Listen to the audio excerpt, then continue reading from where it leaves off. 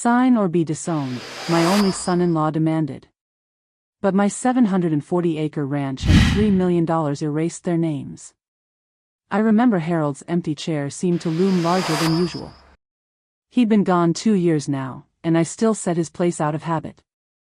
Cancer took him fast, too fast for goodbyes, too fast for all the conversations we should have had about protecting what we built together. Have you ever had a family dinner that changed your relationship forever? Hi viewers, kindly tell us where you're watching from and what time it is. Warm welcome to the family, enjoy the story. The wealthy rancher's granddaughter stared at the legal papers spread across her kitchen table, realizing her own family had just tried to steal her legacy, while her daughter sat in silence, refusing to meet her eyes after 40 years of love and sacrifice. But what they didn't know was that Grandma had already moved every asset into an untouchable trust that morning. Have you ever trusted someone so completely that you handed them the keys to destroy you? Have you ever watched your own child choose money over family? Has someone you raised ever looked you in the eye and demanded everything you've worked for? This is about betrayal so deep it cuts through blood itself. Stay with me, because what happened next will show you how a 72-year-old grandmother outplayed 2 scheming adults who thought age meant weakness. Hit that like button if you've ever had to choose between family loyalty and self-respect, and let me know in the comments if you've ever felt betrayed by someone you trusted completely. Let me take you back to where this nightmare began, a quiet Sunday dinner in Amarillo, where everything I thought I knew about my family was about to crumble. Have you ever felt the moment when someone you love reveals they've been planning your destruction? That's exactly what happened when my son-in-law smiled at me across my own dinner table. My name is Dorothy, and at 72 years old, I thought I'd seen every kind of storm life could throw at me. I was wrong.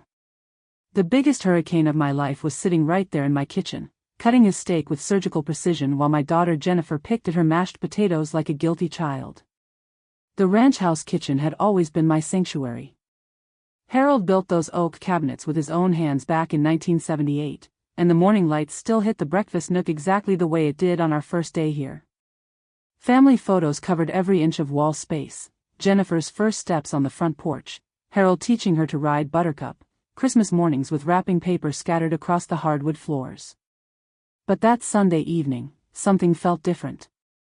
The air was thick with unspoken words, and Marcus kept checking his watch like he had somewhere important to be. His expensive suit looked out of place in my country kitchen, all sharp edges and city polish that never quite fit our Texas soil.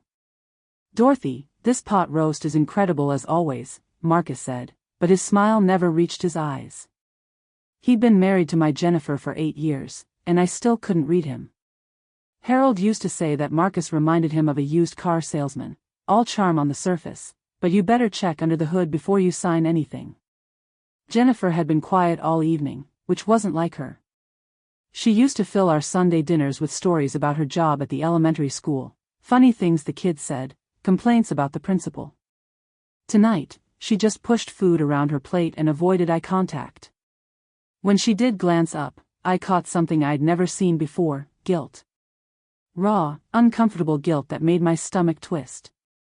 "Mom, we need to discuss your future," Marcus said, setting down his fork with deliberate care. The way he said "future" made it sound like a problem that needed solving.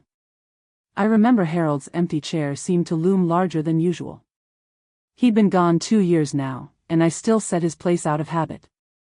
Cancer took him fast, too fast for goodbyes, too fast for all the conversations we should have had about protecting what we built together. My future?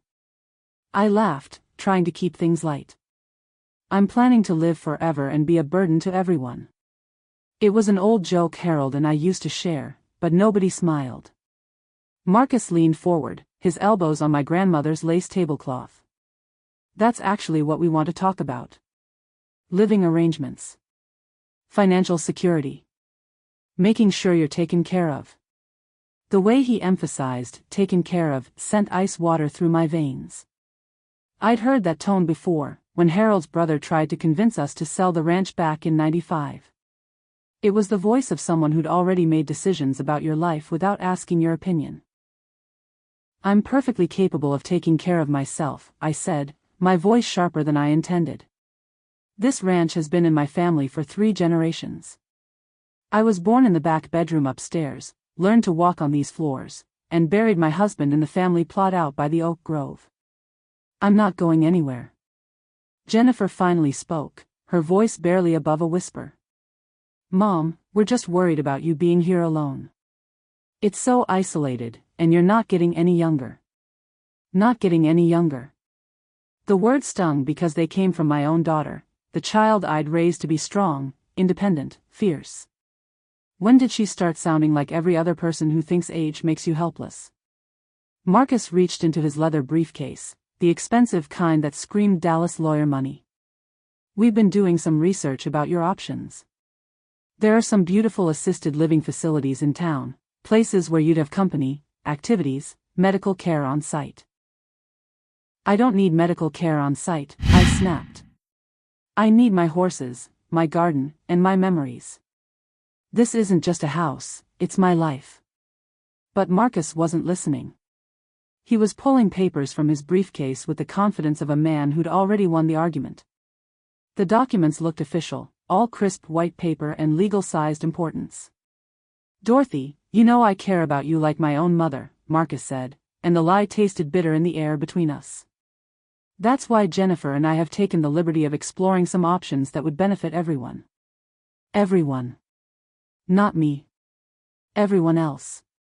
I looked at Jennifer, searching her face for some sign of the daughter who used to climb into my lap during thunderstorms, who learned to braid her hair by practicing on my old mare's mane, who promised to take care of me when I got old. But the woman sitting across from me was a stranger wearing my daughter's face. Harold always said I had good instincts about people, even when I didn't want to believe what those instincts were telling me. Right now, every alarm bell in my head was screaming that this dinner wasn't about my welfare. It was about something else entirely. He reached into his briefcase and pulled out papers that would change everything. We need to talk about your future, Dorothy, Marcus said, and his smile was all teeth and no warmth. Have you ever had a family dinner that changed your relationship forever? Share your story below, because what happened next made me question everything I thought I knew about the people I loved most. The papers he slid across my plate weren't dinner napkins, they were ownership transfer documents for my entire ranch. I stared at the legal documents scattered between the remnants of our Sunday dinner, my reading glasses fogged from the steam rising off my untouched coffee. The words swam on the page at first, but as my vision cleared, the reality hit me like a kicked mule. Property transfer agreement. Grantor, Dorothy Mae Henderson. Grantee, Marcus James Sullivan and Jennifer Lynn Sullivan. 740 acres. $3 million in assessed value. Oil lease rights. Mineral rights. Water rights. Everything Harold and I had built, everything my daddy left me, everything that made me who I was, reduced to legal terminology and dollar signs. What is this? I asked, though the sick feeling in my stomach already knew the answer. Marcus straightened his tie, the gesture reminding me of a snake preparing to strike. It's a solution, Dorothy. A way to ensure your financial security while relieving you of the burden of managing such a large property. Burden. He called my life's work a burden. You want me to sign over my ranch? The words came out steadier than I felt inside. To you? To us, Jennifer said quickly, finally meeting my eyes. To your family. Mom, you can't keep up with 740 acres anymore. The fences need repair, the barn roof is sagging, and when was the last time you actually rode out to check the cattle? Last Tuesday, I wanted to say. I rode Jasper out to the north pasture and counted every head, same as I'd done every week for 40 years.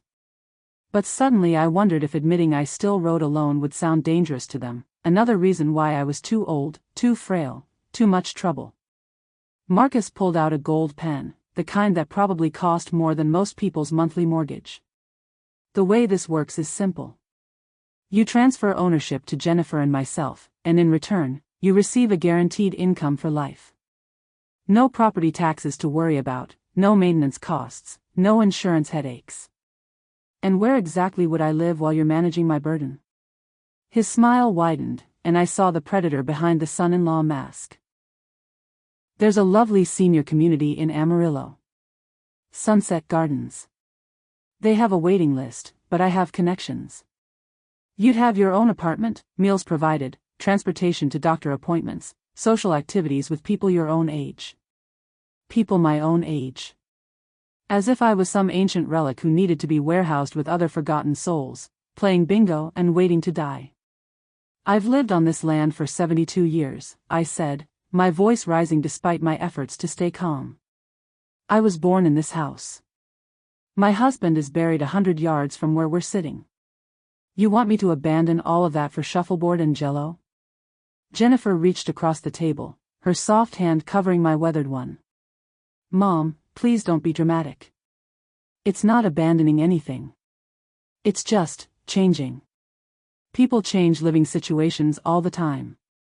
Dramatic. My own daughter called my attachment to my life dramatic. Marcus opened his briefcase again and pulled out more papers. I've also taken the liberty of researching your financial situation. The ranch generates income from cattle sales and oil leases, but the expenses are enormous. Property taxes alone are crushing you, and that's before we factor in equipment maintenance, veterinary bills, insurance premiums. He had numbers. Spreadsheets. Charts showing how much money I was supposedly losing every year by keeping my own land. The presentation was slick, professional, convincing, if you ignored the fact that I'd been profitably running this operation since before he was born. Where did you get information about my finances? I asked. Marcus and Jennifer exchanged a glance that made my blood run cold.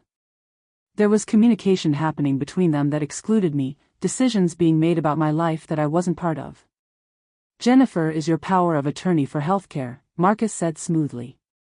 We thought it might be wise to expand that to include financial matters, just as a precaution. A precaution. They were already planning to control my money. I never signed any financial power of attorney, I said. Not yet, Marcus agreed, sliding another document across the table. But at your age, it's really just common sense. What if you have a medical emergency? What if you become confused? Someone needs to be able to make decisions. The implication was clear: sign over my ranch voluntarily, or they'd find a way to declare me incompetent and take it anyway. I looked at Jennifer, really looked at her, searching for some sign of the daughter I'd raised. Is this what you want, sweetheart? You want to put your mother in a nursing home and sell the land where you learned to ride, where your father is buried, where your grandfather built his legacy with his bare hands? Jennifer's eyes filled with tears, but her voice remained steady. I want you to be safe, Mom. I want you to have security and not worry about money or maintenance or being alone out here if something happens. Safe. Security. The words people use when they're trying to put you in a cage and convince you it's for your own good. Marcus leaned forward, his voice dropping to a whisper that somehow felt more threatening than shouting. Sign these tonight, Dorothy. Make this easy on everyone. Because if you don't. He paused, letting the threat hang in the air like smoke. Well, nobody wants this to get ugly. What would you do if someone demanded you choose between your life's work and your child? Comment your thoughts, because what I did next surprised even me, and I'm the one who did it. My own daughter wouldn't look at me. The child I raised, who I taught to ride horses and milk cows, sat there like a stranger. I pushed my chair back from the table, the legs scraping against the hardwood floor like fingernails on a chalkboard. The sound made Jennifer flinch, and for a split second, I saw a flash of the little girl who used to hide behind my skirts when thunder rolled across the plains. Jennifer, I said, my voice cutting through the tension like Harold's old hay knife. Look at me. She kept her eyes fixed on her wine glass, the red liquid untouched and growing warm. Her hands trembled slightly as she twisted her wedding ring around her finger, a nervous habit she'd developed since marrying Marcus. I used to think it was sweet, the way new brides played with their rings. Now I wondered if it was something else entirely. Look at your mother, I commanded, using the tone that used to make her clean her room without argument. When she finally raised her eyes, I saw something that broke my heart in ways I never imagined possible. Guilt, yes, but underneath that was something worse, fear. My daughter was afraid of me, or maybe afraid of disappointing Marcus, or maybe just afraid of the choice she was being forced to make. Do you remember when you were 7 years old and that bull got loose? I asked, settling back in my chair. Big Red, the meanest son of a gun this side of the panhandle? Jennifer's eyes flickered with recognition, but she didn't speak. You were playing in the front yard with your dolls when that 2,000-pound monster came charging around the corner of the barn. Most kids would have screamed and run, but not you. I kept my voice soft, remembering. You stood up, put your hands on your hips, and told that bull to go home right now, like you were scolding a puppy. Marcus shifted uncomfortably in his chair, clearly annoyed by my trip down memory lane. But I wasn't talking to him. That bull stopped dead in his tracks and looked at you like you'd grown a second head. Then he turned around and walked back to his pen like a gentleman.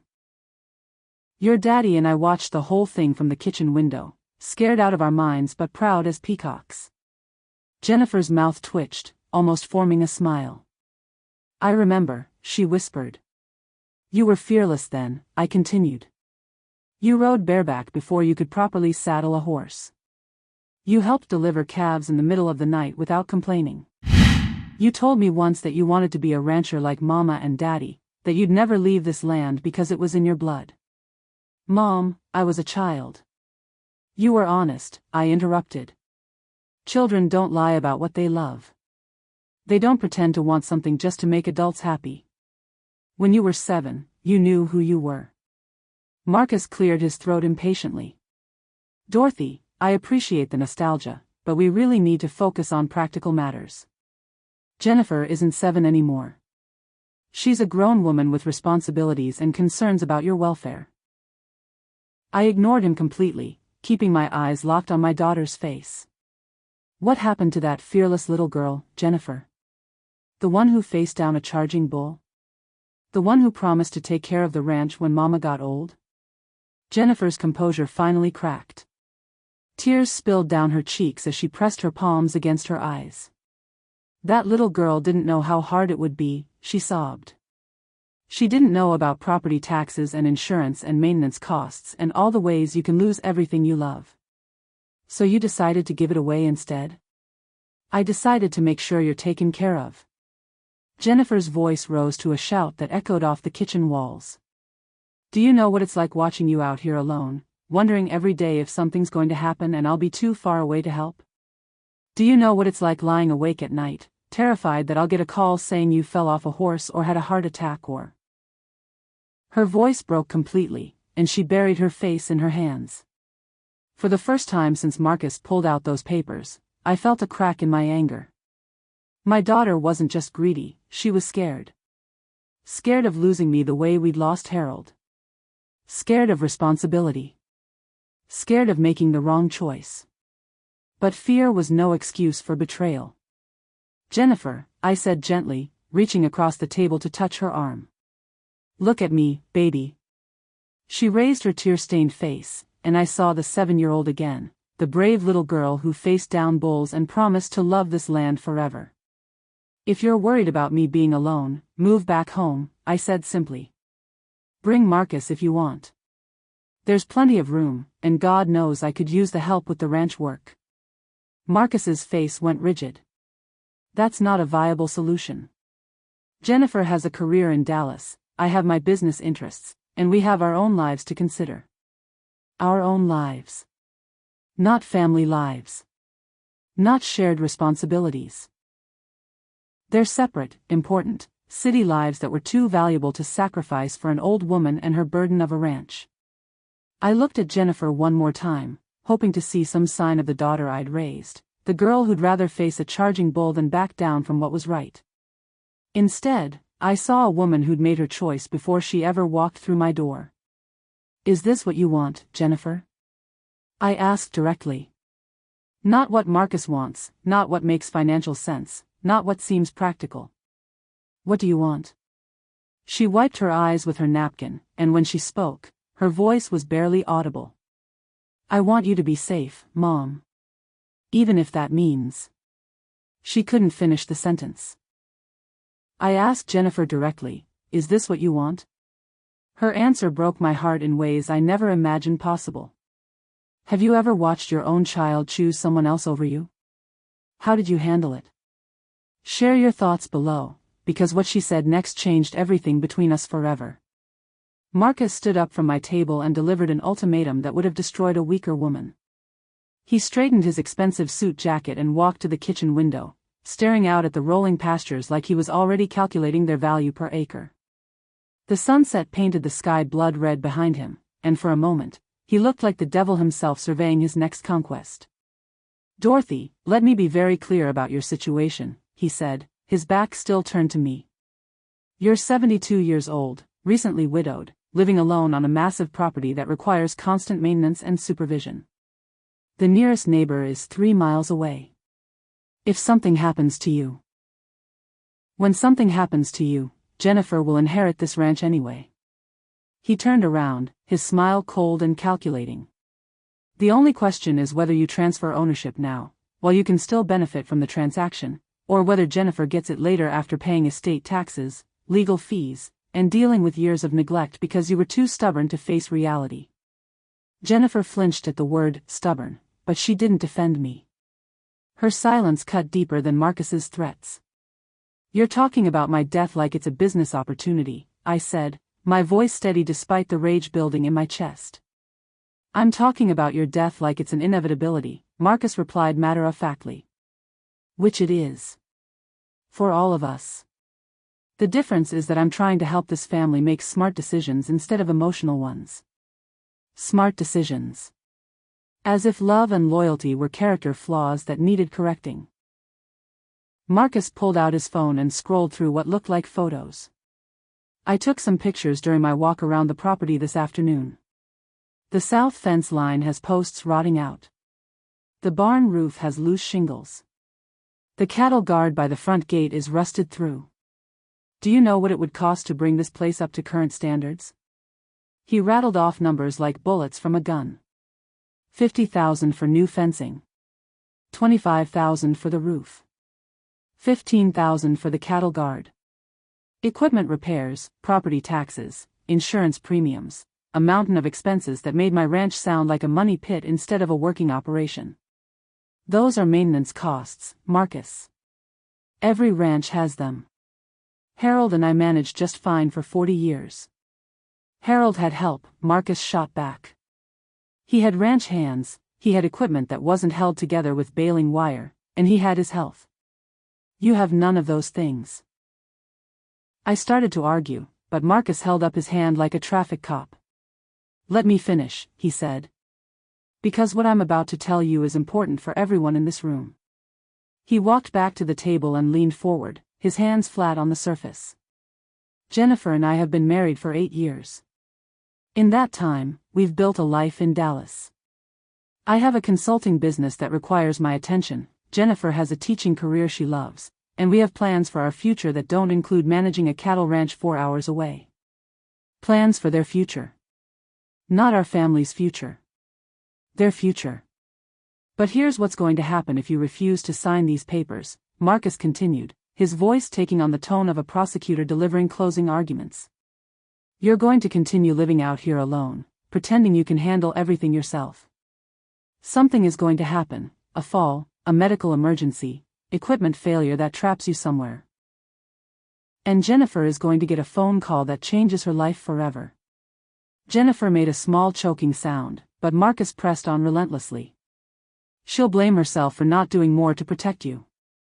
She'll spend the rest of her life wondering if she could have prevented your accident, your injury, your death.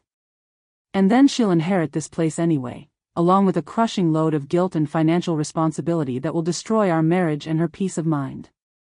The manipulation was masterful, I had to admit. He wasn't just threatening me, he was threatening Jennifer with the consequences of my stubbornness. Making her choose between her marriage and her mother, then blaming me for forcing that choice. So let me make this very simple for you, Dorothy, Marcus said, straightening up to his full height.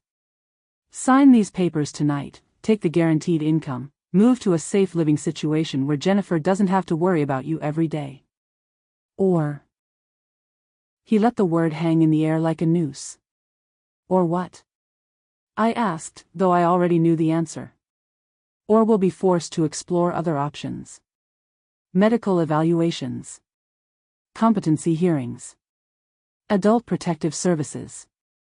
There are legal ways to protect elderly people from making dangerous decisions, even when they don't want to be protected. The threat was crystal clear: sign voluntarily, or they'd have me declared incompetent and take everything anyway.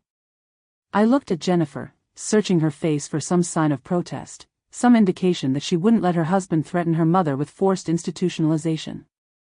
But she just sat there, staring at her hands, letting Marcus speak for both of them. "You're threatening to have me committed," I said quietly. "I'm offering you a choice," Marcus corrected. "The easy way or the hard way. But one way or another, you're not going to continue living alone on this ranch, putting yourself and Jennifer through unnecessary stress and danger." I looked at those papers scattered across my grandmother's tablecloth, then at my daughter, then back at Marcus. What I said next surprised even me. "You know what, Marcus?" I said, standing up slowly, my joints protesting after sitting so long. "You're absolutely right about one thing." His eyebrows rose slightly, surprised by my agreement.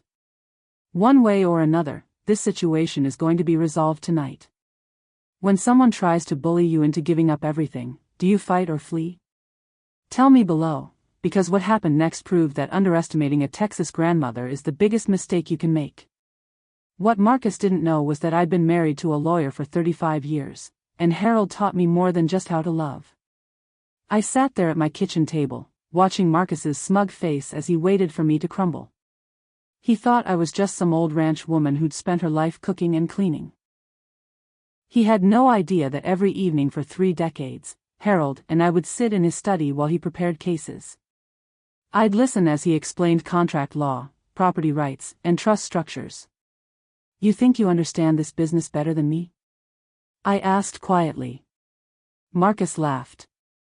"Dorothy, with all due respect, you've never worked outside this kitchen."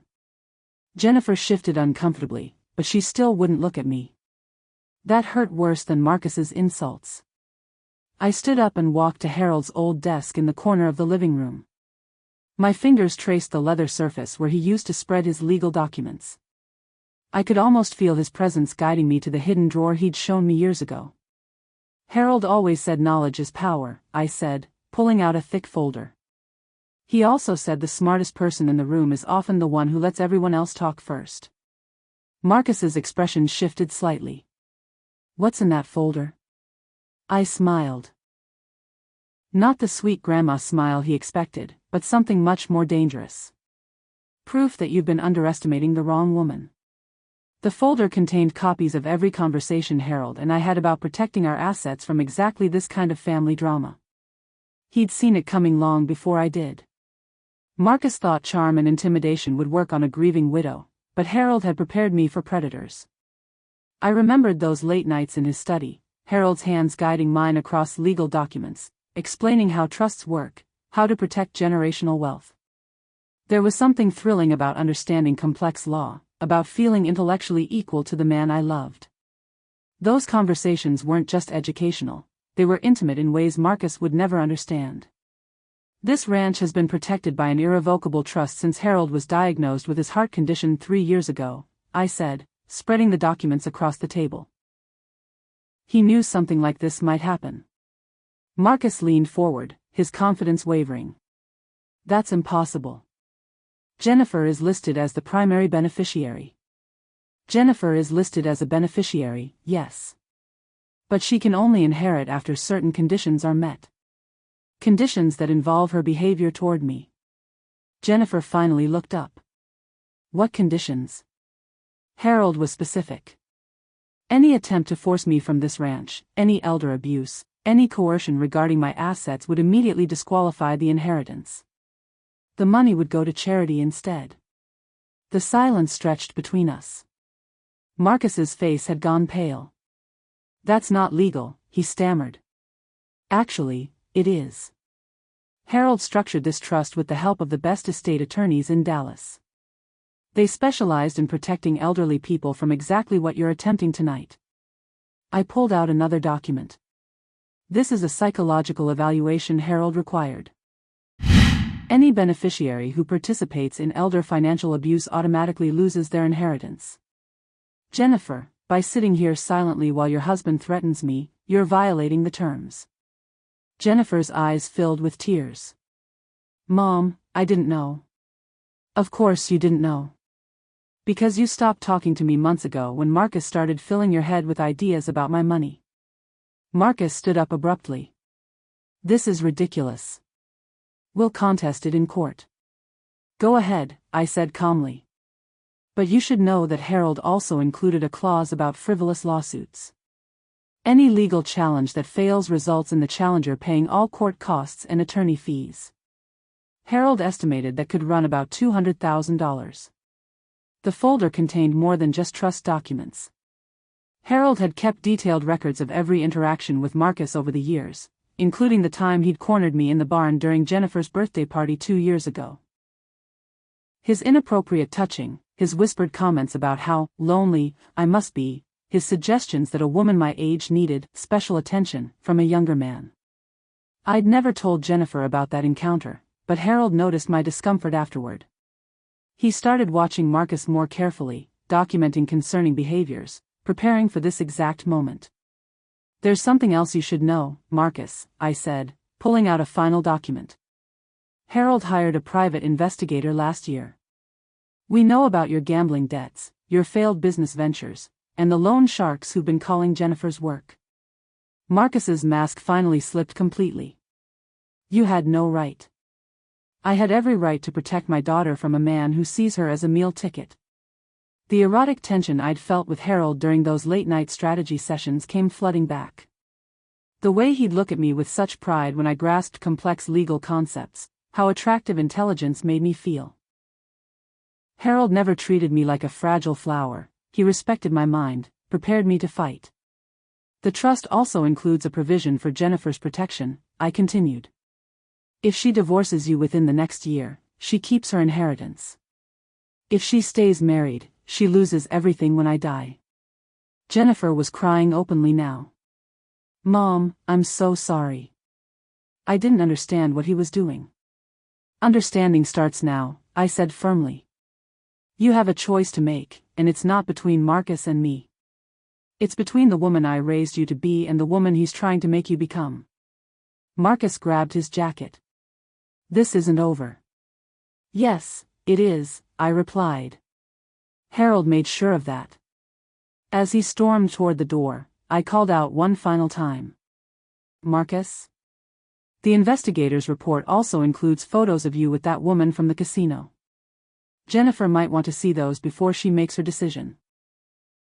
The door slammed so hard it rattled the windows, but for the first time in months, the sound didn't frighten me.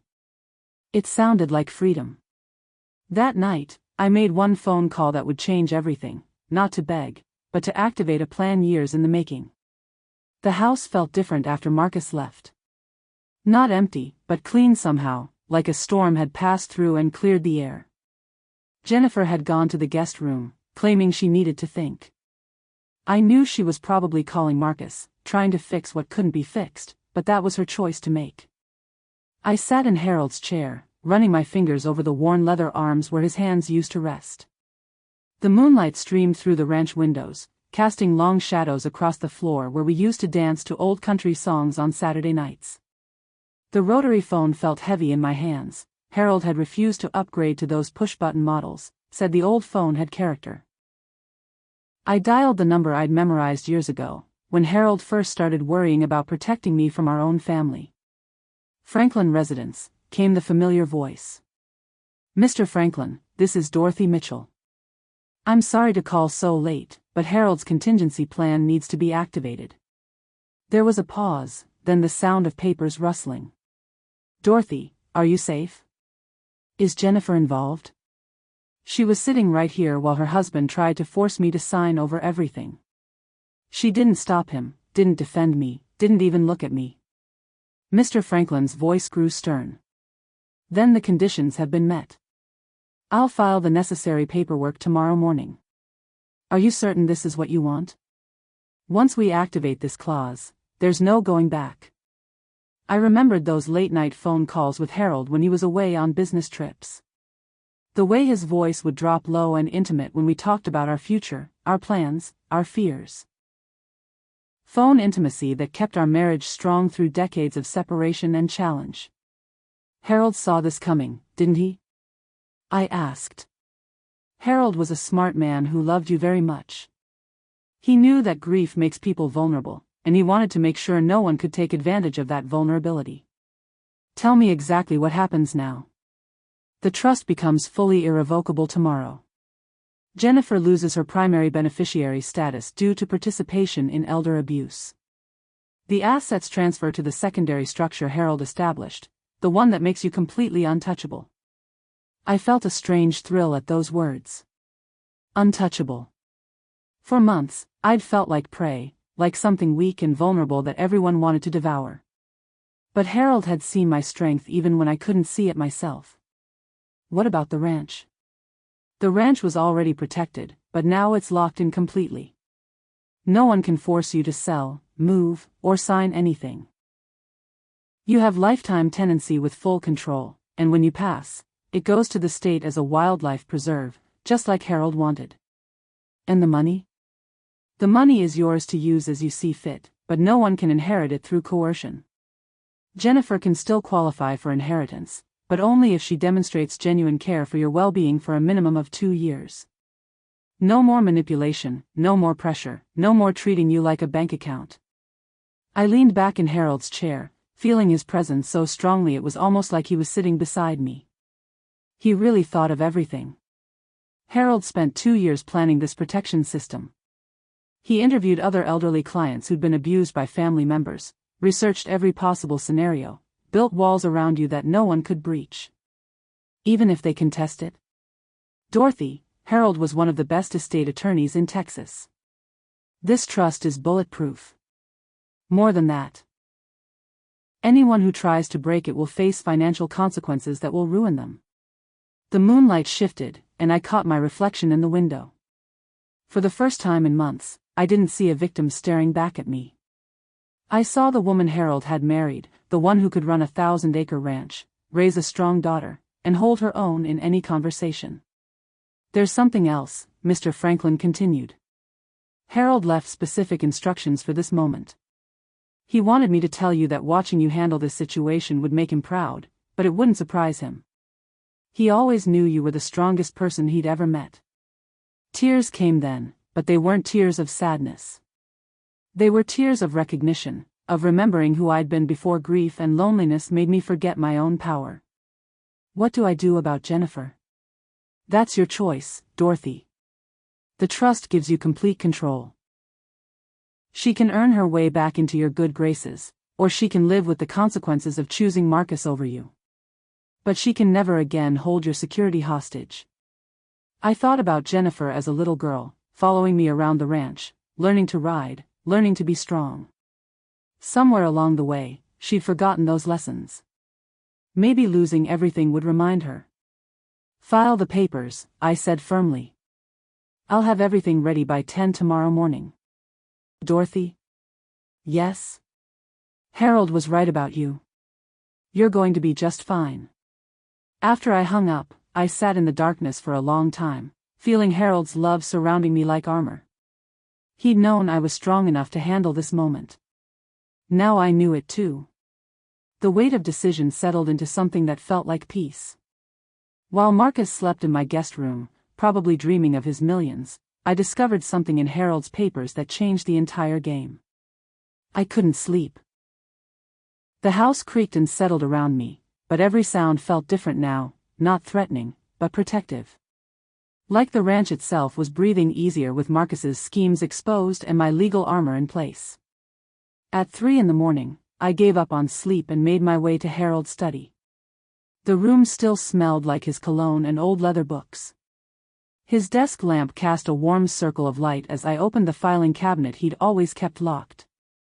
The key was where he'd always told me it would be, taped under the bottom drawer of his desk. If anything happens to me, he'd said, everything you need is in that cabinet. But don't look until you have to. Some knowledge is a burden until it becomes a weapon. Now I understood what he meant. The first folder contained the trust documents Mr. Franklin had referenced, but there were details even the lawyer didn't know. Harold had been thorough beyond anything I'd imagined. He documented every conversation with Marcus, every time Jennifer had seemed distant, every red flag that suggested trouble was coming. But it was the second folder that made my hands shake. Harold had hired not one, but 3 private investigators over the past 2 years. They'd been watching Marcus, documenting his activities, building a case that went far beyond gambling debts and business failures. Marcus had been planning this scheme for almost 18 months. The investigators had copies of emails between Marcus and someone named David Chen, a lawyer in Houston who specialized in what he called elder asset recovery. The emails laid out a systematic plan to isolate me from friends and family, make me dependent on Jennifer and Marcus, then force me to sign over assets for my own protection. They'd been monitoring my health, my mental state, even my social interactions, looking for signs of vulnerability they could exploit. Marcus had been documenting every time I forgot a name or misplaced my keys, building a case that I was becoming incompetent. The most chilling part was an email from 6 months ago, right after Harold's funeral. Marcus wrote, "The old woman is completely broken down. Jennifer feels guilty about pushing too hard right now, but give it a few more months. Grief will make her desperate for family connection. That's when we move." I sat back in Harold's chair, feeling sick. They'd been watching me grieve, calculating how to use my pain against me. But Harold had been watching them too. The third folder contained something that made me understand why he'd hidden these papers from me. Love letters. Not from Harold to me, but letters I'd written to him during our courtship, during his business trips, throughout our marriage. He'd kept them all. I pulled out one from our early days, when we were still learning each other's hearts. The passion in my own words surprised me. I'd forgotten how bold I used to be, how confident in my own desirability. Reading Harold's love letters hidden in the legal files, I remembered his words about protecting me always, even from our own family. One letter, written during a brief separation we'd had in our 5th year of marriage, brought tears to my eyes. "Harold, I won't beg you to come back, but I want you to know that loving you taught me I'm stronger than I ever knew. Whatever happens between us, you've given me the gift of knowing my own worth." He'd written in the margin, "This is the woman I married. This is the woman who will survive anything." The fourth folder contained the real surprise. Harold had been in contact with Jennifer's high school guidance counselor, Mrs. Patterson, who still worked at the local school. Jennifer had been coming to see her, not about career counseling, but about her marriage. She'd been documenting Marcus's emotional abuse, his financial control, his threats about what would happen if she left him. Jennifer had been trying to build a case for divorce, but Marcus had convinced her that without my money, she'd have nothing. He'd isolated her from friends, controlled their finances, made her believe she was trapped. The investigators' notes showed that Jennifer had actually tried to warn me about Marcus 3 different times, but he'd been present during each visit, subtly redirecting conversations and making sure she never got me alone. My anger toward Jennifer began to shift into something more complex. She wasn't just a traitor, she was another victim in Marcus's scheme. The final document in the folder was a handwritten letter from Harold, dated just 2 weeks before his heart attack. "My dearest Dorothy, if you're reading this, then the worst has happened and someone is trying to take advantage of your grief. By now you know about the trust, the investigators, the protection I've built around you. But there's something else you need to understand. Jennifer is not your enemy. Marcus has been manipulating her for years, the same way he's trying to manipulate you. The difference is, you have the strength to see through him. She doesn't, yet. Save her if you can, but save yourself first. You are worth more than all the money and land combined. Don't let anyone make you forget that, especially not our own daughter." The trust document was dated 3 years ago. I saw this coming long before he died. I held that letter against my chest, feeling Harold's love and wisdom surrounding me. He'd known Jennifer was struggling. He'd seen Marcus's manipulation of both of us. And he'd built a system that could save us both, if Jennifer was brave enough to accept the help. The grandfather clock in the hallway chimed 4 times. Somewhere in my guest room, Marcus was sleeping peacefully, unaware that his carefully laid plans were already crumbling.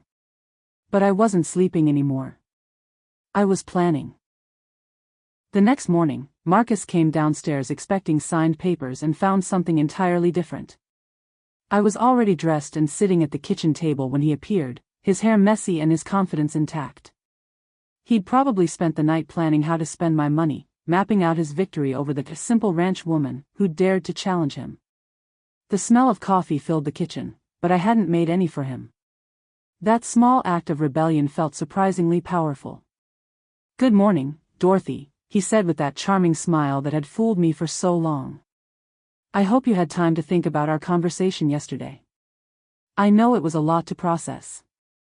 "I did a lot more than think," I replied, gesturing to the chair across from me. "Sit down, Marcus.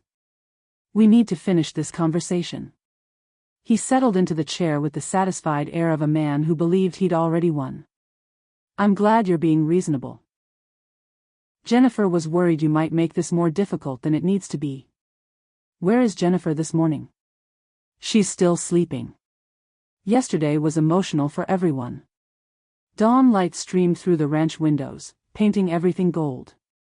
This was my favorite time of day, when the world felt full of possibility and the air was clean and new. It seemed fitting that I was about to clean my own house. I slid my own papers across the breakfast table. His face went white when he read the first line. "Trust modification and asset protection activation," he read aloud, his voice losing its smooth confidence. "What is this?" "That's the document that makes everything you tried yesterday completely impossible." His eyes scanned the page, and I watched his expression change from confusion to disbelief to something approaching panic. "This says the trust became irrevocable as of yesterday at 5 p.m. "That's correct. The moment you threatened me in my own home, you activated every protection Harold built into our estate plan." Marcus looked up at me, and for the first time since I'd known him, I saw genuine fear in his eyes. "You can't do this. Jennifer is your daughter." "Jennifer is my daughter, which is why I'm protecting her inheritance from you." I pulled out another document. "This is a restraining order application. If you ever threaten me again, if you ever try to manipulate Jennifer into choosing between us, if you ever set foot on this property without permission, you'll be arrested." "You're being ridiculous." "Am I? Let me show you what ridiculous really looks like." The investigator's report landed on the table with a satisfying thump. Marcus stared at the folder like it might explode. 18 months of planning, Marcus. Emails with lawyers in Houston. Documented attempts to isolate me. A systematic campaign to make me appear incompetent. Did you really think I wouldn't find out?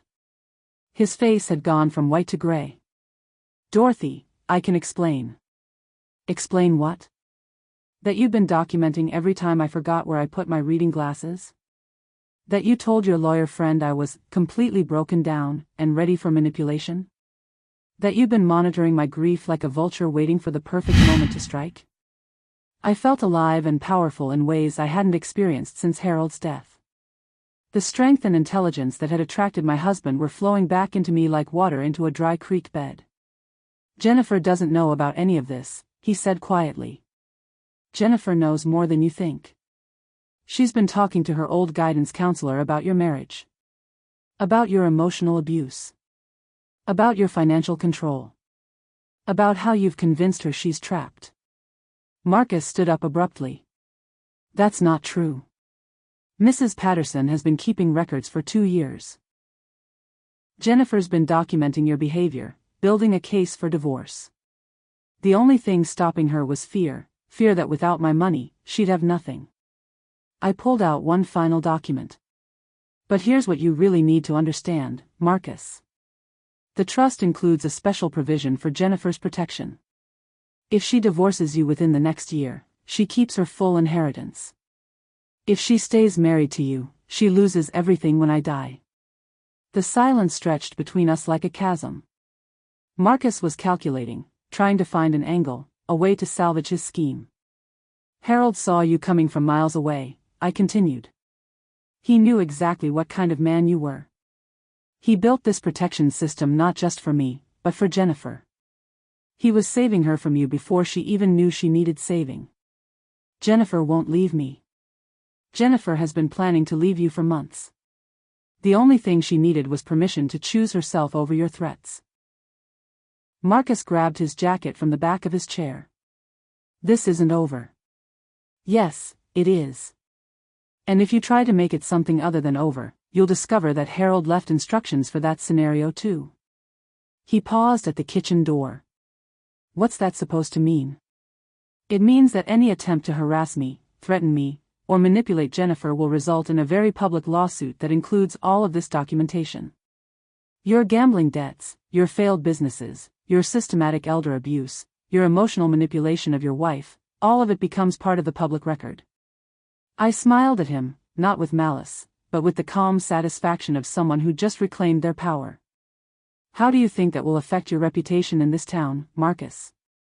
He slammed the door so hard the coffee cups rattled, but the sound didn't frighten me anymore. It sounded like the closing of a chapter one was ready to finish writing. Through the window, I watched him drive away in the truck that was probably financed beyond his means. For the first time in months, my house felt like home again. Marcus thought he was the only one who could play dirty, but he forgot that Texas women don't go down without a fight. 3 days of blessed silence passed before Marcus made his next move. Jennifer had been staying in the guest room, mostly keeping to herself while she processed everything that had been revealed. I gave her space to think, but I also kept Harold's documents close at hand. Trust, Harold always said, but verify everything. I was feeding the chickens behind the barn when I heard the truck coming up the drive too fast, gravel spraying under the tires. Marcus was back, and from the sound of his engine, he wasn't coming for a peaceful conversation. He stormed into my kitchen without knocking, his face flushed with the kind of anger that comes from desperation. Jennifer appeared from the hallway, looking frightened. You think you're so smart, he snarled at me, waving a folder of his own. But I've got news for you, old woman. I've been doing some investigating too. I set down my coffee cup slowly, my hand steady. Is that so? Your precious Harold wasn't the saint you think he was. I found records of his gambling problem from the 80s. I found evidence of tax evasion. I found proof that some of his business dealings were questionable at best. Jennifer gasped. Marcus, what are you doing? I'm protecting our future, he snapped at her. Your mother thinks she can threaten me, but two can play that game. I looked at his folder with genuine curiosity. What exactly do you think you found? Enough to prove that this trust was built on illegal money. Enough to have the whole thing investigated by the IRS. Enough to destroy your husband's reputation and probably land you in legal trouble too. He spread documents across my dining room table like weapons, his eyes bright with the fever of someone who thought they'd found their salvation. Legal documents scattered between my dinner plates, transforming the room where we'd shared family meals into a battlefield. I studied the papers he'd thrown down. Bank records, business correspondence, tax documents. All legitimate, all concerning Harold's law practice from decades ago. These are Harold's client files, I said calmly. These are proof that your husband was laundering money for criminals. I almost laughed. Marcus, those are attorney-client privilege files. Harold represented some unsavory people because everyone deserves legal representation. That's not illegal, it's constitutional. The IRS won't see it that way when they investigate how a small-town lawyer accumulated millions in assets. The IRS already investigated Harold 15 years ago. They found nothing wrong because there was nothing wrong to find. When I told him what I'd found about his business dealings, his confident smile finally cracked. You want to talk about questionable financial activities? I asked, pulling out my own folder. Let's discuss your partnership with David Chen and something called Elder Asset Recovery Services. Marcus went very still. According to the investigator's report, you've been running this scheme on elderly clients for 3 years. I wasn't your first target, was I, Marcus? Jennifer sank into a chair. What's she talking about? Ask him about Ruth Davidson in Houston. Ask him about Frank Morrison in Beaumont. Ask him about the 6 other elderly people whose families hired his friend David Shen to manipulate them into signing over their assets. Marcus's folder scattered as he swept it off the table. You can't prove any of that. Actually, I can. Because Ruth Davidson's son hired the same investigator I used. Because Frank Morrison's daughter filed a police report. Because David Shen is currently under investigation by the Texas Bar Association for exactly this kind of elder abuse. I pulled out photographs. These are pictures of you meeting with Chen at the casino in Shreveport. These are copies of your emails discussing my case.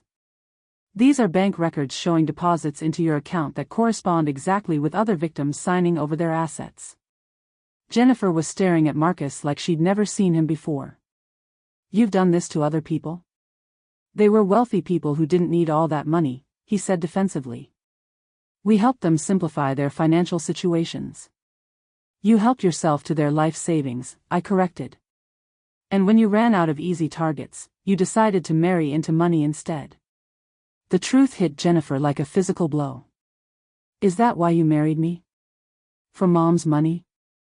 Marcus's expression shifted from anger to something more calculating. Jennifer, don't let her turn you against me. We're partners in this. Partners in stealing from my mother. Partners in securing our future. Your mother is 72 years old. How much longer does she really need all this money? That's when I knew for certain that Jennifer was as much a victim as I was. The horror on her face was genuine, complete, devastating. Harold left detailed instructions for this exact scenario, I said quietly. He knew that eventually, you'd reveal your true nature. He prepared for it. I pulled out the final document. This is a letter from the district attorney's office. They've been building a case against Elder Asset Recovery Services for months. Your name appears in their files as a person of interest. Marcus grabbed the letter, read it quickly, then looked up at me with something approaching respect for the first time since I'd known him. Harold contacted the DA's office 6 months before he died. He gave them everything. The emails, the bank records, the documentation of your pattern of targeting elderly people. He made sure that even if something happened to him, you'd face consequences for what you were planning to do to me. You can't prove I was targeting you specifically. I don't have to. The emails you sent to David Shen prove that. The timeline proves that. The fact that you married Jennifer 18 months after Harold hired an investigator proves that. Marcus looked around the room like a trapped animal, then grabbed his jacket. This isn't over. Yes, it is, I said firmly. Because tomorrow morning, I'm turning over everything I have to the district attorney. Your choice is simple: leave Jennifer alone, leave me alone, and maybe you can plea bargain your way out of prison time. He headed for the door but stopped when I called his name one final time. Marcus? The investigator's report also includes photos of you with that woman from the casino. Jennifer might want to see those before she makes any decisions about your marriage.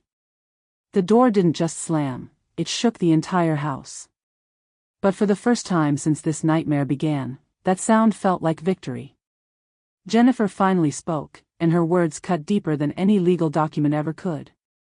After Marcus left, the house settled into a silence that felt different from the peaceful quiet I'd grown accustomed to. This was the silence of aftermath, of truth revealed, of relationships shattered and waiting to be rebuilt or discarded completely. Jennifer sat at the kitchen table, staring at the scattered papers Marcus had left behind in his retreat. Her hands were shaking as she picked up one of the investigator's photographs, Marcus meeting with David Shen at the casino, their heads close together in conspiracy. How long have you known? She asked without looking at me. About Marcus's scheme? I suspected something was wrong for months, but I didn't have proof until after your father's death revealed his protection system. No, she said, her voice barely above a whisper. How long have you known that I was part of it? I pulled out a chair and sat down across from her, the same way Harold and I used to sit when we needed to work through difficult problems together. 3 generations of women stared down at us from family photographs on the walls: my mother, myself, Jennifer, women who'd faced their own challenges in their own times. I never believed you were part of his planning, I said carefully. But I knew you'd been keeping things from me. Jennifer looked up at me with tears in her eyes, and for a moment I saw the little girl who used to run to me when she was hurt or scared. I wanted to warn you, Mom. I tried so many times. I know. Mrs. Patterson told Harold about your visits to see her. We knew you were trying to find a way out. Then why did you let me sit there while he threatened you? Why didn't you stop me from hurting you like that? I reached across the table and took her hands in mine. They were cold and trembling, just like when she was small and afraid of thunderstorms. Because you had to make your own choice. Harold's protection system could save you from Marcus, but it couldn't save you from yourself. You had to decide what kind of woman you wanted to be. I chose wrong, she whispered. You chose fear over love. That's human, Jennifer. It's not unforgivable. She pulled her hands away and stood up, walking to the window that looked out over the ranch where she'd grown up. The land stretched out endlessly, marked by fence lines Harold had built and pastures where Jennifer had learned to ride. Marcus has been controlling our marriage from the beginning, she said, her voice growing stronger. He manages our bank accounts, decides what I can spend money on, tells me which friends I can see. He convinced me that you thought I was a failure, that you were disappointed in how my life turned out. I have never been disappointed in you. He said you told him I was weak, that I'd never be able to manage money or property on my own. He said you were considering leaving everything to charity because you didn't trust me. The manipulation was more extensive than I'd realized.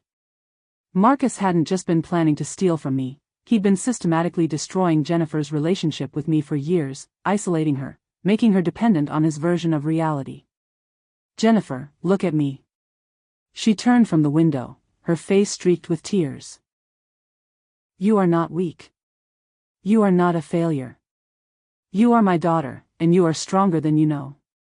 Marcus spent years convincing you otherwise because he knew that if you remembered your own strength, you'd leave him.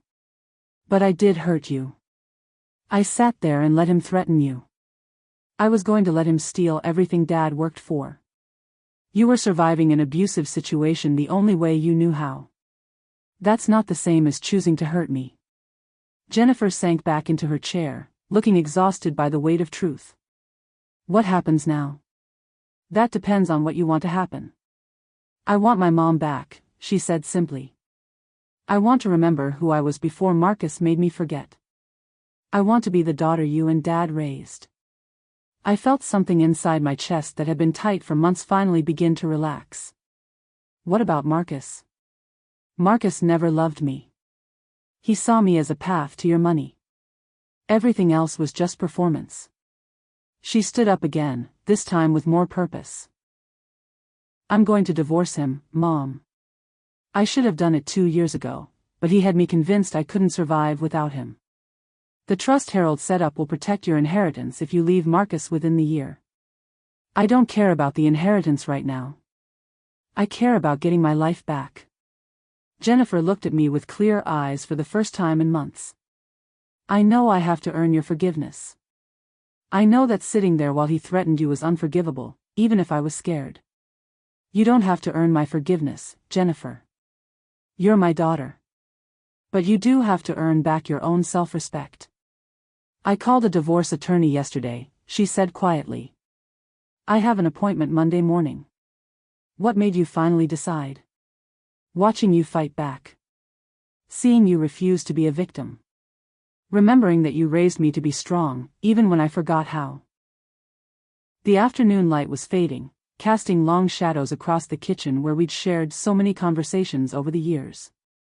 But this felt like a beginning rather than an ending. Jennifer looked at me with something that might have been hope.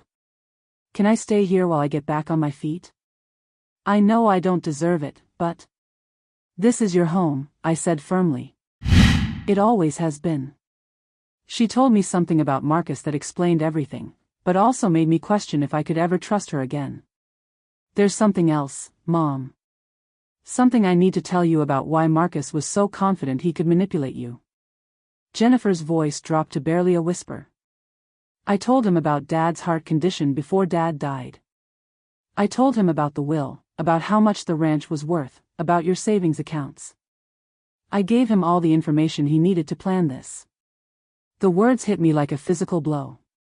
My own daughter had provided the ammunition for Marcus's attack on our family. When? I asked, my voice surprisingly steady. 2 years ago. We were having money problems, and I was scared. I thought maybe if Marcus knew there would be an inheritance someday, he'd stop pressuring me about our debts. You told him Dad was dying before I even knew how serious it was. I'm so sorry, Mom. I thought I was protecting our marriage. I didn't know he was already planning to use that information against you. I sat back in my chair, trying to process this final betrayal. Jennifer hadn't just been a passive victim, she'd been the source of Marcus's intelligence about our family's vulnerabilities.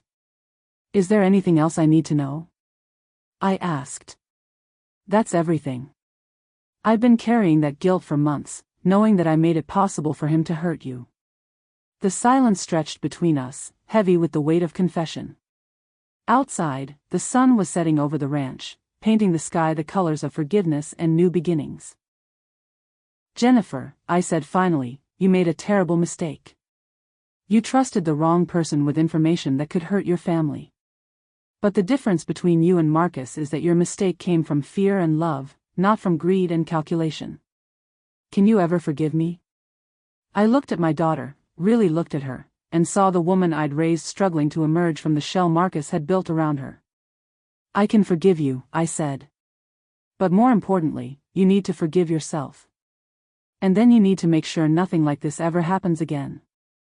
Jennifer nodded, tears streaming down her face. I will, Mom. I promise I will. As the first stars appeared in the Texas sky, I realized that Harold's greatest gift to us hadn't been the trust or the legal protections. It had been the chance for both Jennifer and me to remember who we really were, strong women who could survive anything, even betrayal by the people we loved most. Mr. Franklin arrived with news that would change everything Marcus thought he knew about our family's money. The next morning brought rain to the ranch, a steady, cleansing downpour that washed the dust from everything and made the world smell fresh and new. I stood at the kitchen window watching the droplets race down the glass while I waited for Mr. Franklin's arrival. Jennifer was already up, sitting at the table with her hands wrapped around a coffee cup, staring at nothing. She'd spent the night crying, but this morning her eyes held something different, determination mixed with fear, like someone preparing to jump off a cliff into unknown water. Are you sure about this, Mom? She asked for the third time. Once Mr. Franklin explains everything, there's no going back to the way things were. The way things were was built on lies and manipulation, I replied. I'm ready for the truth, even if it's complicated. The sound of tires on gravel announced Mr. Franklin's arrival. Through the rain, I watched him hurry up the front walk carrying his briefcase and what looked like several additional folders. Harold had always said that Mr. Franklin was thorough to a fault, but today I was grateful for that attention to detail. He shook the rain from his coat in the entryway, then joined us at the kitchen table where so many family battles had been fought over the past week. His expression was serious but not grim, the look of someone who had good news that came wrapped in complex explanations. Dorothy, Jennifer, he said, settling into his chair and opening his briefcase. I have news that will change everything Marcus thought he knew about your family's financial situation. Jennifer leaned forward. What do you mean? Mr. Franklin pulled out a thick document bound with a blue cover. This is the complete trust structure Harold created. What Marcus saw was only the first layer, the basic inheritance protection. But Harold built something much more sophisticated than that. How much more sophisticated? I asked. Harold didn't just protect your current assets. He created what's called a generational wealth trust that grows and expands over time. The ranch and the $3 million Marcus was trying to steal represent only about 30% of your actual estate. Jennifer's coffee cup hit the table with a sharp clink. 30%? Mom, how much money are we talking about? Harold invested in technology companies, oil rights, real estate developments, and municipal bonds over the course of 40 years. The total estate is worth approximately $14 million, not including the ranch property itself. The silence in my kitchen was so complete I could hear the rain drumming on the roof. $14 million. I'd known Harold was successful, but I'd never imagined the scope of what he'd built for us. Marcus had no idea, I said quietly. Marcus was operating on information that was 15 years out of date. The numbers Jennifer gave him reflected your estate value from 2010, before Harold's major investments matured. Jennifer covered her face with her hands. Oh God, I really did give him everything he needed to plan this, didn't I? Jennifer, you gave him outdated information based on your limited understanding. Harold kept the true scope of his wealth private, even from family, specifically to prevent this kind of targeting. Mr. Franklin opened another folder. There's more. Harold structured the trust so that any attempt to force inheritance through coercion or elder abuse triggers a complete asset redistribution. When Marcus threatened you, Dorothy, he didn't just lose access to $3 million, he lost access to $14 million. What happens to the money now? Jennifer asked. That depends on several factors, all of which Harold outlined in his instructions. The trust is designed to reward genuine family relationships and punish predatory behavior. Mr. Franklin's respectful admiration for my intelligence was clear as he explained the complex legal structure Harold had created. He looked at me as Harold's equal, not his widow, recognizing that I understood every word he was saying. Jennifer, your inheritance is protected, but it comes with conditions. You must demonstrate 2 years of genuine care and relationship with your mother. No financial pressure, no manipulation, no treating her as a source of money. And if she meets those conditions? I asked. She inherits everything except the ranch, which goes to the state as a wildlife preserve according to Harold's wishes. But if she fails to meet the conditions, the entire estate goes to charity. Jennifer looked stricken. What about Marcus? What if he tries to force me to stay married to him? Harold anticipated that too. If you divorce Marcus within the next year, you keep your inheritance regardless of other conditions. Harold wanted to make sure you had the freedom to choose your own life. Mr. Franklin pulled out yet another document. This is where it gets interesting. Harold also created a provision that allows Dorothy to modify the trust terms based on changing circumstances. If Jennifer demonstrates genuine remorse and commitment to repairing your relationship, Dorothy can waive the 2-year waiting period. And if I don't want to waive it? Then Jennifer lives with the consequences of her choices, just like any other adult. The power Harold had placed in my hands was staggering. Not just financial power, but the power to shape relationships, to demand genuine love instead of accepting manipulation disguised as family loyalty. There's one more thing, Mr. Franklin said. Harold left specific instructions about what to do if Marcus tries to contest the trust or pursue legal action against your family. What kind of instructions? Harold established a legal defense fund with $500,000 specifically designated for fighting harassment lawsuits. Any attempt by Marcus to challenge this trust will be met with the full resources of Harold's former law firm. They've already agreed to represent you at no additional cost. When Mr. Franklin explained the trust structure, I watched Marcus's dreams crumble in real time, but Marcus wasn't here to see his defeat. He was somewhere in town, probably still believing he'd been cheated out of $3 million, unaware that his real loss was nearly 5 times larger. Harold thought of everything, I said, feeling overwhelmed by the scope of his protection. Harold loved you very much, Dorothy. And he was determined that no one would ever take advantage of that love. As Mr.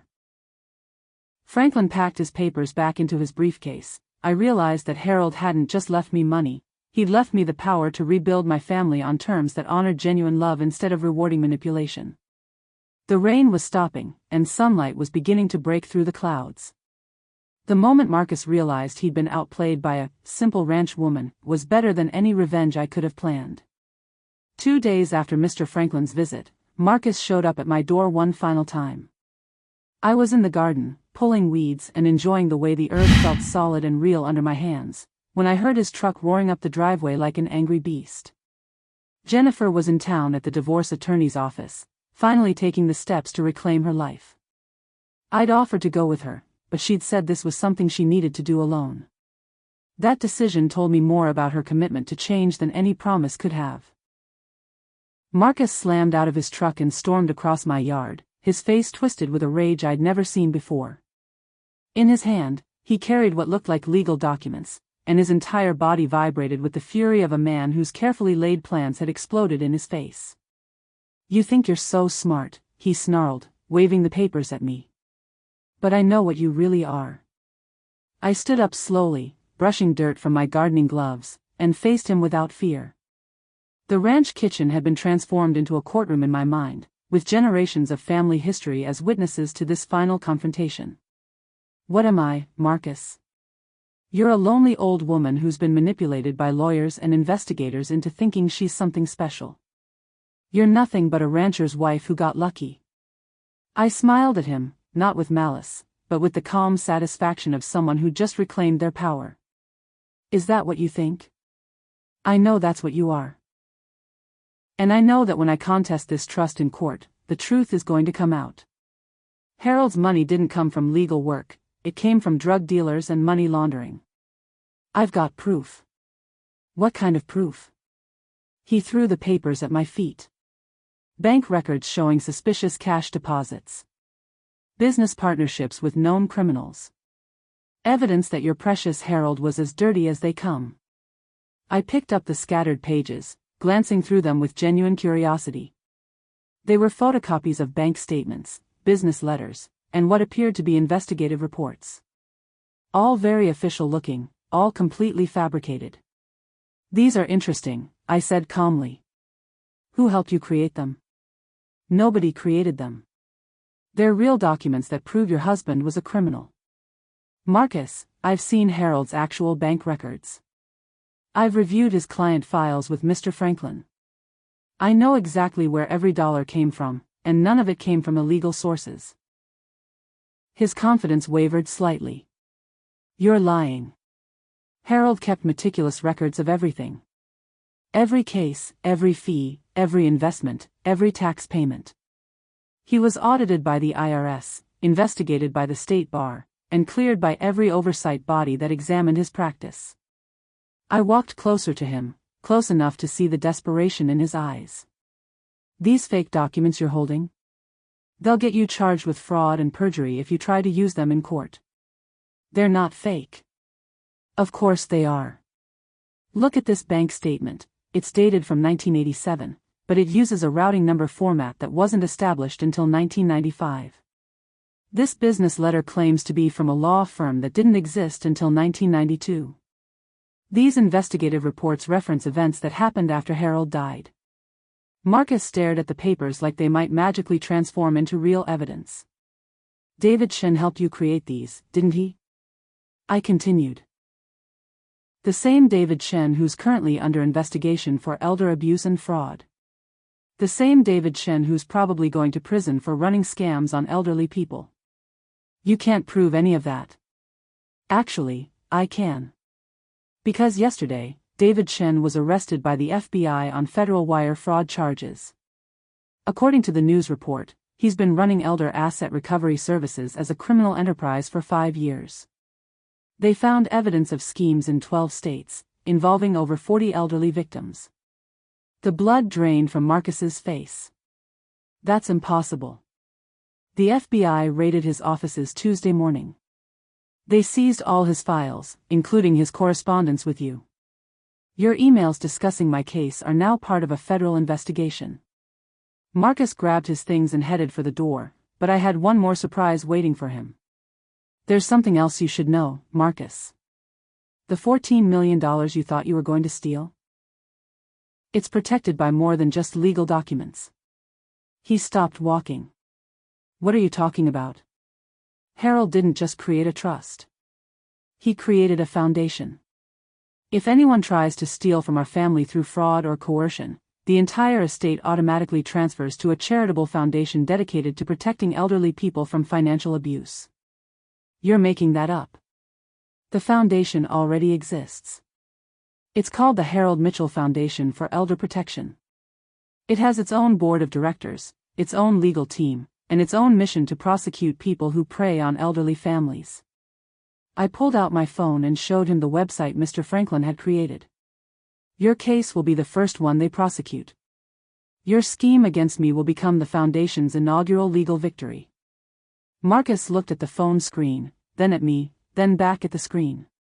For the first time since I'd known him, I saw complete defeat in his eyes. This is insane. You can't just give away millions of dollars to spite me. I'm not giving it away to spite you, Marcus. I'm using it to make sure no other family goes through what you put us through. Harold would be proud.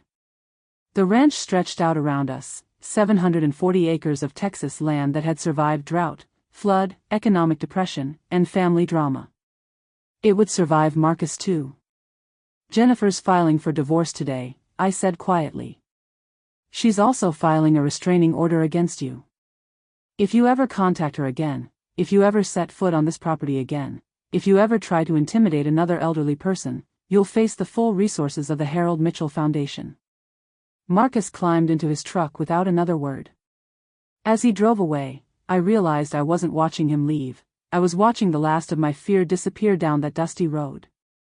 The silence that followed wasn't empty. It was full of possibility. After Marcus left, the silence in my house wasn't empty. It was peaceful for the first time in months. I stood in my garden for a long time after his truck disappeared, letting the Texas sun warm my face and the quiet settle into my bones. The ranch felt different now, not just safe, but mine again in ways I'd forgotten were possible. The chickens clucked contentedly in their pen, the horses grazed peacefully in the far pasture, and the old windmill turned slowly in the afternoon breeze. This was the life Harold and I had built together, the life I'd been fighting to protect. Inside the house, I walked from room to room, seeing everything with fresh eyes. Harold's study, where I'd discovered his protection plans. The kitchen table where Marcus had tried to intimidate me into signing my life away. The living room where Jennifer and I would now have to rebuild our relationship from scratch. The house felt bigger somehow, like removing Marcus's presence had opened up space I hadn't realized was missing. I made myself a cup of tea and sat in Harold's chair, something I hadn't done since his funeral. The leather was worn smooth from years of his use, and sitting there made me feel connected to his strength and wisdom in ways that talking to his photograph never could. The phone rang around 4 o'clock. Jennifer's voice was shaky but determined. It's done, Mom. I filed for divorce this morning. The attorney says Marcus has 30 days to respond, but she doesn't think he'll contest it. How do you feel? Scared. Relieved. Free. All at the same time. She paused. The attorney asked about the restraining order too. I told her about everything, the manipulation, the financial control, the way he isolated me from you. What did she say? She said I have a strong case for emotional abuse. She also said that with the evidence you have about his criminal activities, Marcus would be stupid to fight the divorce.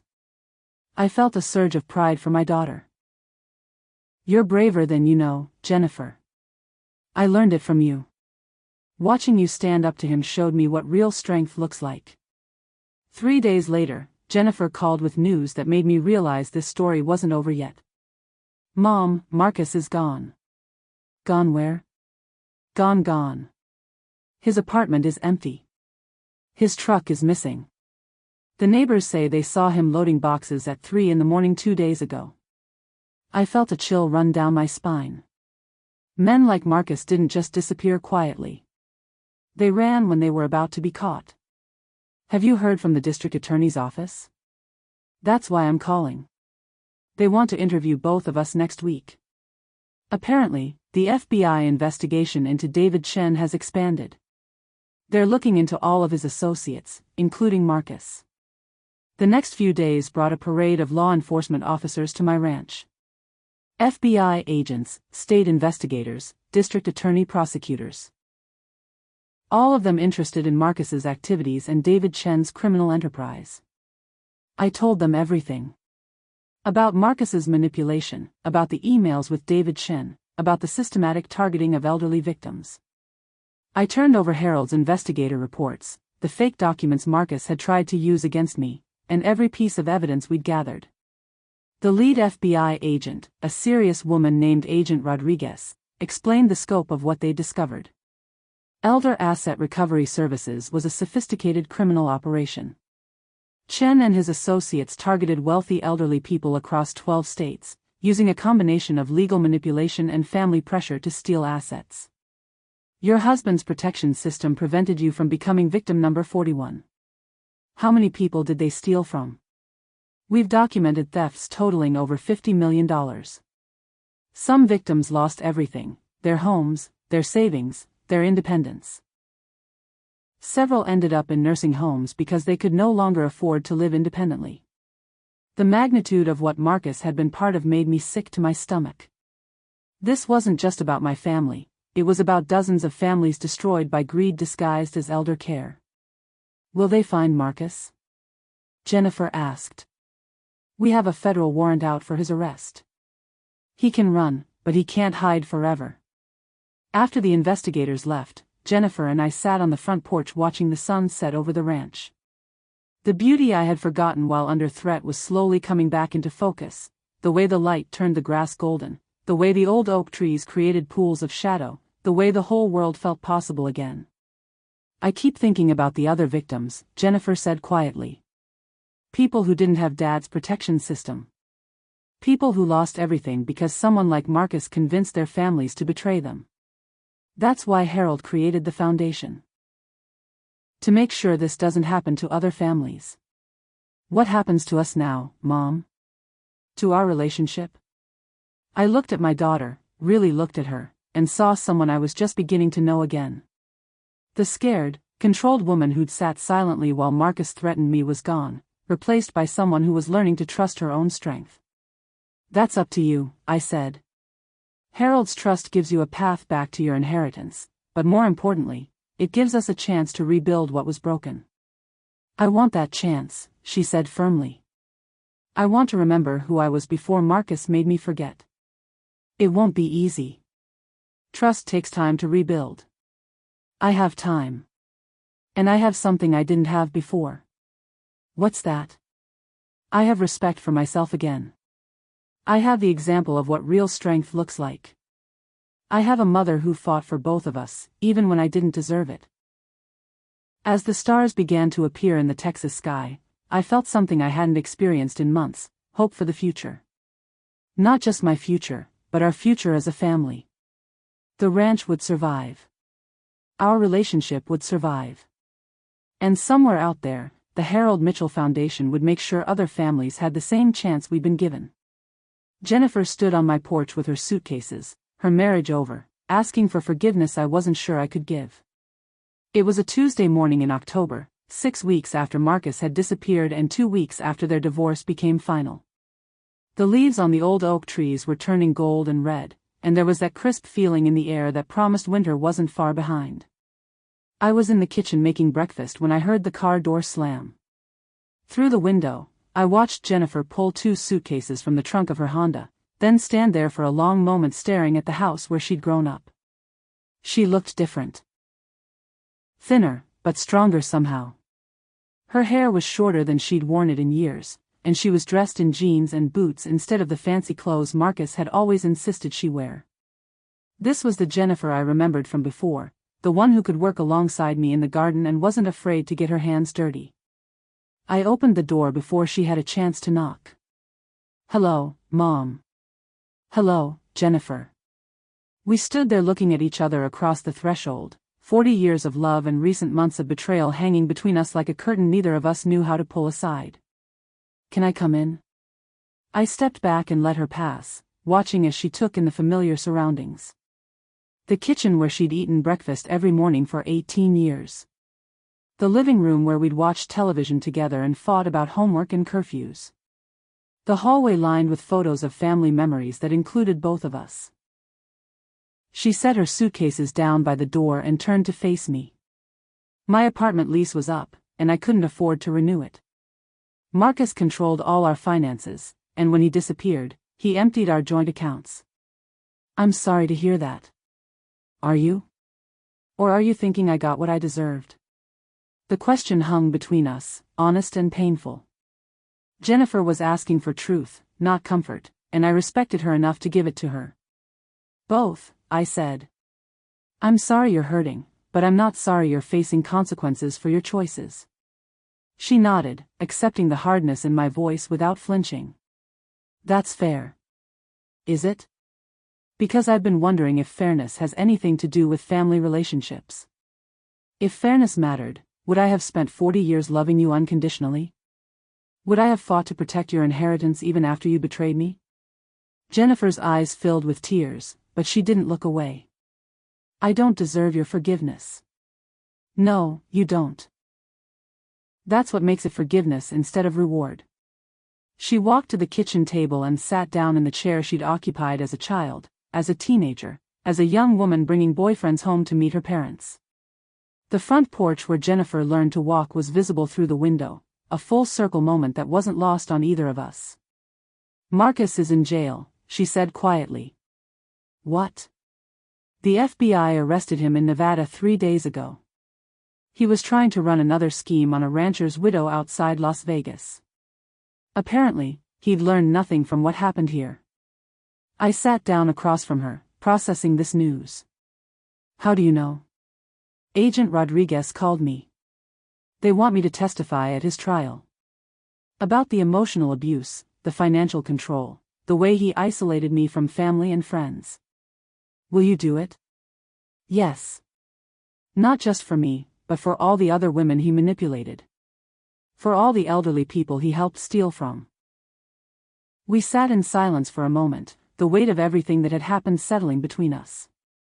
There's something else I need to tell you, Jennifer said.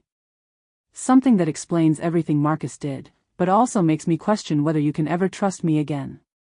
What is it?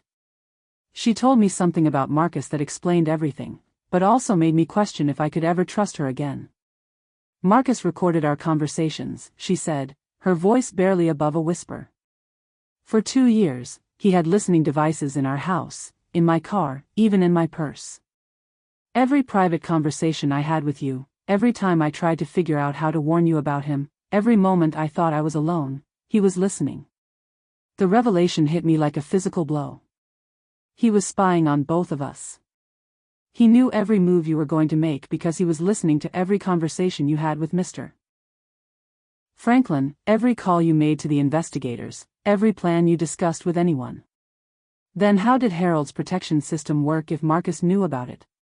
Because Dad was smarter than both of us realized. The real protection system was never discussed over the phone or in the house.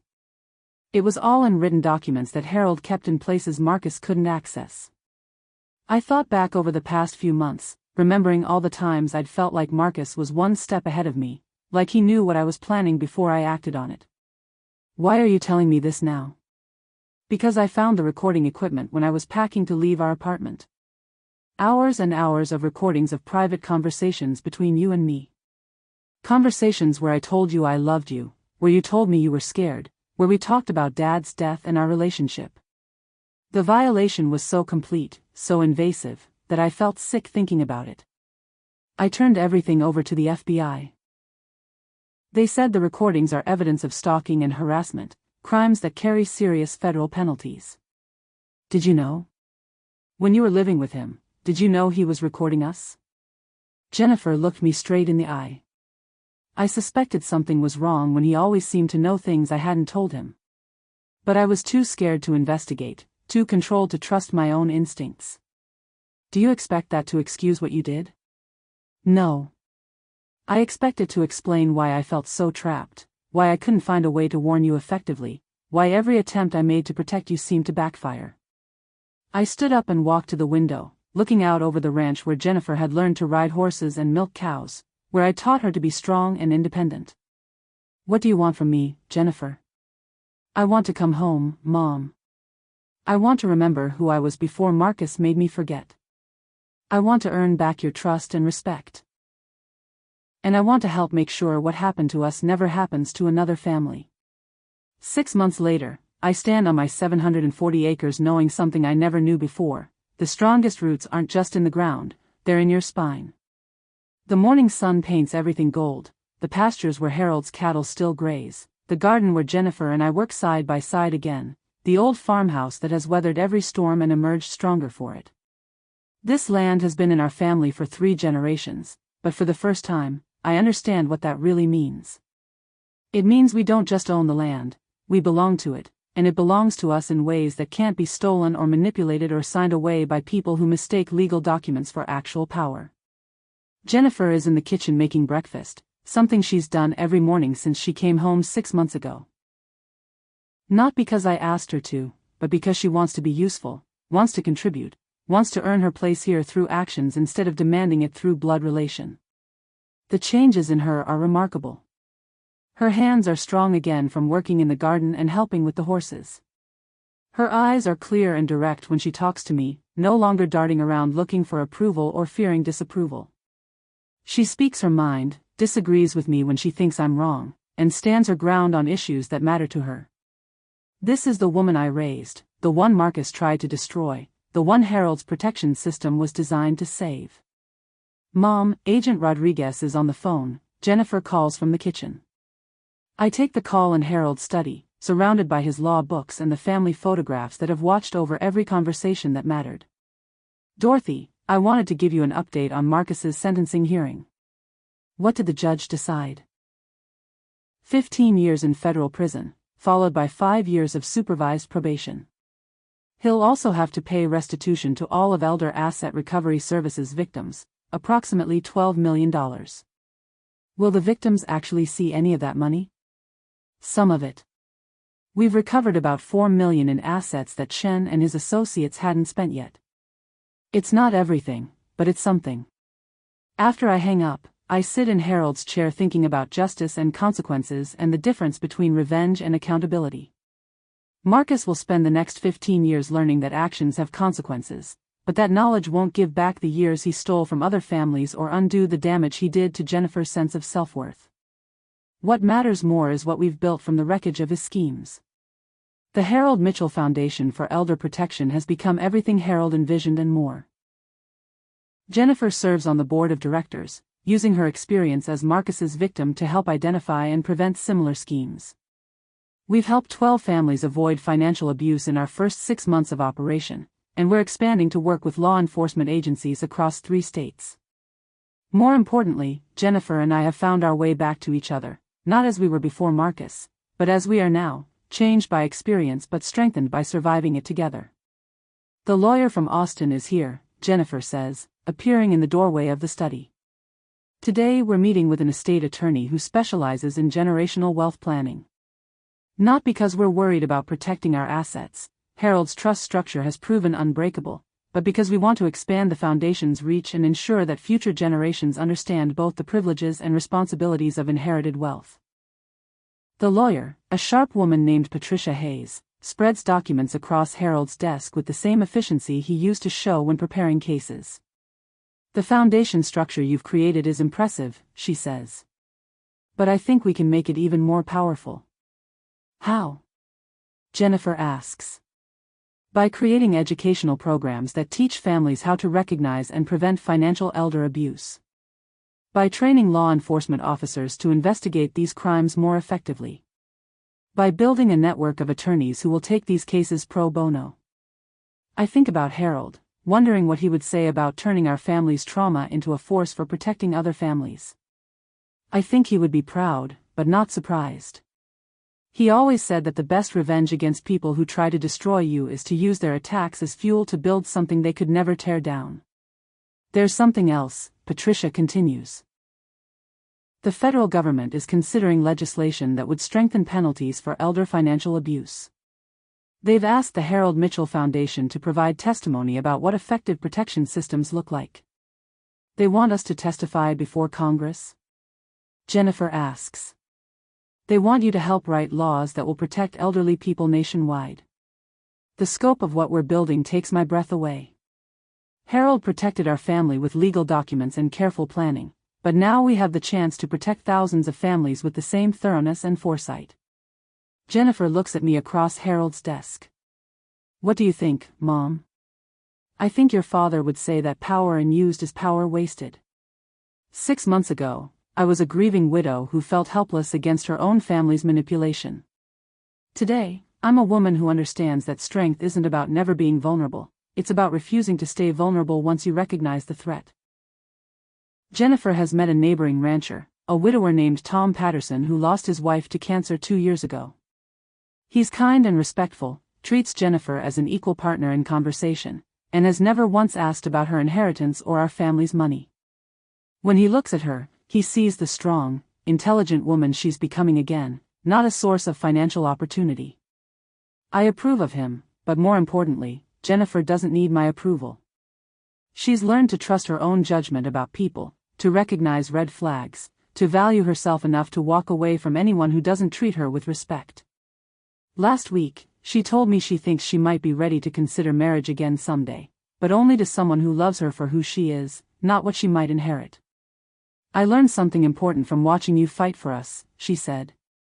I learned that love doesn't require you to sacrifice your dignity, and family doesn't require you to accept abuse.